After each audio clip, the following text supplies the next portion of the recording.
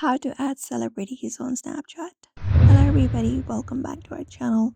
In today's video, we are going to guide you how you can do it. So let's get started. For that, you can open up your Snapchat, and once you open up your Snapchat, you can directly use up the search bar of your Snapchat in order to look out for the celebrity. So locate up the search bar, which is located in the top left corner. Usually just go ahead and tap on it and search the name.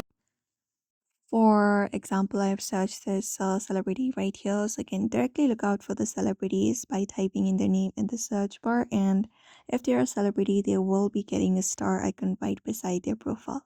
So you can just basically look out for their profile, locate up their profile, and when you locate up their profile, you should be finding an add option on the screen. So you can directly look out for that option and tap on add. So it is basically a public profile, so you can just go ahead and locate up their profile, and there you should be finding everything. You can look out for their highlights on their profile and their stories, every stories that they have posted.